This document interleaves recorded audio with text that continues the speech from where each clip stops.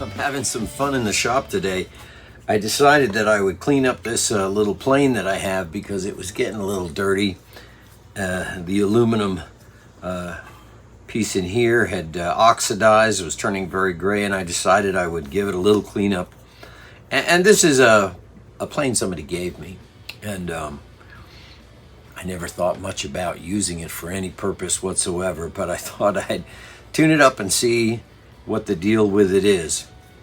Made by Xacto, like the Xacto knives. And there's a long history. You can look online and you'll find Xacto.com, and you can research the company. It's been around for a long time, much longer than some of us might suspect. And but this was something that they came out with, part of their model making kit. And maybe it was meant to use on balsa. I don't know. But I have been using it on some pine and a little bit of maple here. So, and it's done all right, but let me show you the components of this simple little plastic toy.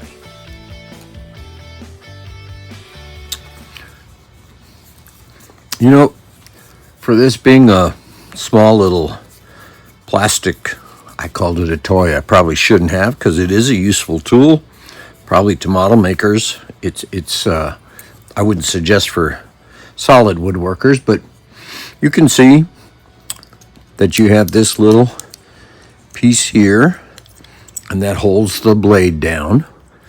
There's the back of it, and this was pretty well oxidized. I had to buff it out. It's aluminum, and polished up fairly well. The back I didn't do too much to, because I don't want this slipping if I put it in, so that's that piece. Now, here's the iron, or blade. I wouldn't even call it an iron, really. You can see how thin it is. The side of it makes a good scraper. I can clean my nail with it. A few strokes on the stone, and I was able to produce a sharper image on the edge of this plane. You can see that bevel.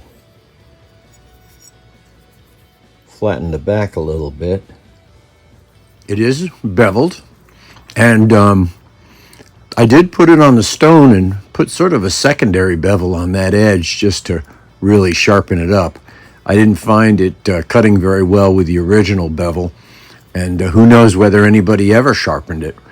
And I'm not sure these were meant to be sharpened. They may have been meant just to be replaced like any other Xacto blade. So that's the blade. There's no real reason for this hole here. Maybe that helps this not warp or something over time. I don't know. But it's definitely there. And I had to do a little cleaning. And the backside, I did try to flatten it a little bit. You can see the highlights of that. Basically trying to keep it flat and square across here. Just a little rubbing on the stone is all I did. So mild. And then cleaned off the start of some rust that was in this area here. So let me set that aside. Now here's the main body of the plane. It's about 3 inches long. It's got this little nub here.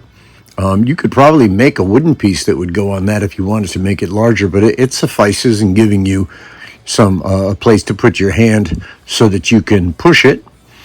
It's got a really nice shape to it. I like that shape. I thought initially when I first saw it, when it was given to me, I thought you would take this out and put a piece of sandpaper in here and you could use it as a sanding block, but obviously that's not what it's for.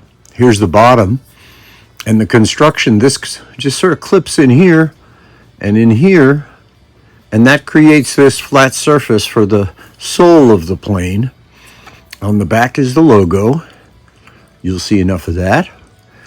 And here's the opening. Now, the bridge here, the opening is a bit wide, I found. So after I'd sharpened the blade, I didn't know if it was a bevel up or a bevel down plane. I decided after tests to use it bevel down, and that's predominantly because when you put the blade in here, you can see that when the bevel's down, it tends to close that mouth more. You can edge it forward. Whereas if you do the opposite, see if I can do this here, you can see that as it starts to come in and be flush with the bottom, protruding, it leaves a really wide mouth.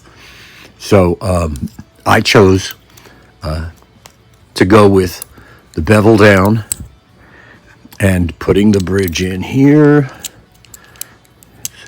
And there we go. And tightening it up. Okay, so there's the lever cap. Then I can feel that it's not far enough. So what I did was I came down here and loosened this and then just ran the iron or blade down to the piece of wood and then tightened it up. And you can feel now that it's really just very finely protruding. And it works very good on the bevels. If you're beveling an edge, beautiful. If you're planing the top surface, it does work, but I would not say it's useful in any manner other than really model making smaller objects. You wouldn't want to try to use this to smooth something. The iron is not set as a typical block plane. It's a rather high angle. I can check what that angle is but it's a very, very thin blade. And I think its purposes are limited, but you can see this is pine, and it is cutting very well.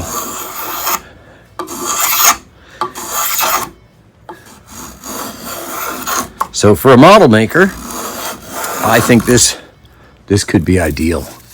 Anyway, it's fun. I'm glad I cleaned it up a little bit, and I wouldn't put too much thought about it. Just wanted to share it with you guys, and we'll keep this a short video. So when you find something like this, play with it. Have a good time.